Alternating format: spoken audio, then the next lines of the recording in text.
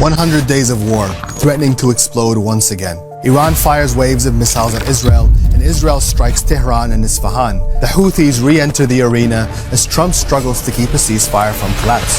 How did we get here? And where do we go next?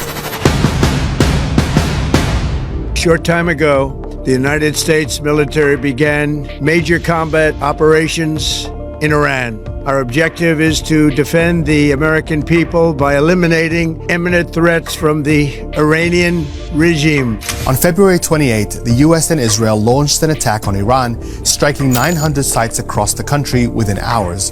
Supreme Leader Ayatollah Ali Khamenei and members of his family are killed, and within days, most of Iran's senior leadership. It happens in the midst of nuclear talks, ones Israel seems intent on derailing. One attack stops the world in its tracks. In Minab, the US strikes an elementary school, killing 170 children and teachers. The US first denies it, then calls it an operational error. Iran's government, facing an existential war, implements a scenario it's warned about for years. It launches hundreds of missiles and drones across the region. US bases and embassies in neighboring countries are targeted. Drones hit the facilities of the world's biggest energy suppliers. Then Iran shuts down the world's most vital energy choke point, the Strait of Hormuz. The price of oil explodes. Markets face a doomsday scenario. How long can the world survive without access to energy from the Gulf? In Israel, wave after wave of Iranian strikes are launched, stretching air defenses. 9 people are killed in a single incident in Beit Shemesh. Iran was prepared. It used cheap drones to deplete sophisticated air defense systems, and its threats in Hormuz kept ships away and oil prices high. Hezbollah enters the conflict, launching strikes into Israel. Israel responds by bombing southern Lebanon and Beirut. A ground invasion follows. By now, Trump's under pressure to explain the war, launched without congressional or UN approval.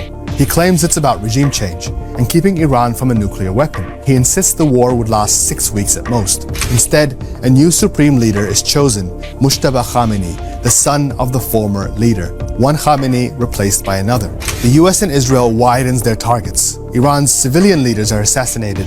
Within the first week, more than 1,300 Iranians have been killed. Fuel depots are hit, igniting massive fires. Factories and banks are bombed. When Israel attacked Iran's South Pars, the largest gas field in the world, Iran responded by shutting down Qatar's Ras Laffan, knocking out a fifth of the world's LNG supply. With the war spiraling out of control, Trump threatens Iran with a shocking ultimatum: reopen the Strait of Hormuz or he will blow up its power plants and its bridges. When Iran doesn't back down, he writes, "A whole civilization will die tonight, never to be brought back again. I don't want that to happen, but it probably will." But then a ceasefire is announced. Trump steps back from the brink, and Pakistan now mediating talks. An end to the war is finally within sight, and with it, the prospect of a new peace deal. But Israel has other ideas. Within hours, it launches a massive attack on Lebanon, killing at least 350 people in the span of minutes. Netanyahu insists his invasion of Lebanon will continue. A fifth of the country is invaded by Israel, forcing more than 1 million people to flee their homes and villages. The first direct talks between Iran and the US break down without agreement. Wide gaps remain. The US wants Iran to surrender its nuclear program, hand over its uranium, and reopen the Strait of Hormuz. Tehran isn't willing to give up its leverage. It wants strikes on Lebanon to end and guarantees that sanctions would be lifted. Trump responds by imposing a naval blockade on Iranian ports, a blockade on a blockade, cutting off Iran's ability to export oil to China and demanding the rest of the world step in to secure the strait. But it becomes clear that no US ally or adversary has any interest in getting sucked into an increasingly messy conflict. Since then, the diplomatic tug-of-war has continued, with offers and counter-offers passed back and forth through Pakistan with limited success. But once again, Israel has continued to unravel the fragile truce with its escalating war on Lebanon. Despite warnings from Trump not to strike Beirut, Netanyahu renewed attacks on targets he claimed were Hezbollah outposts in the capital, provoking a response from Iran on Sunday. Israeli forces hit back, launching airstrikes on Tehran and Isfahan. Missiles were also launched towards Israel from Yemen, a sign that another front of the war could be reopened. If they want to go back to war, it's up to them. They have tested us, they can test us again, but the results would not be any different.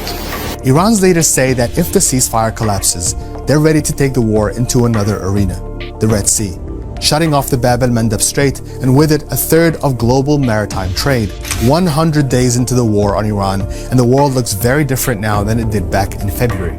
Economies a breaking point, food systems upended, access to vital resources depleted, and the horrific human toll at the heart of it. Israel and the US have killed more than 7,000 people in Iran and Lebanon and displaced millions. What Trump called a limited excursion is now a global crisis without a clear end, and multiple parties fighting over competing interests. His partner in the war appears to have little desire in resolving it, and his only hope for a deal lies in the hands of a man whose father he killed. So what will happen next?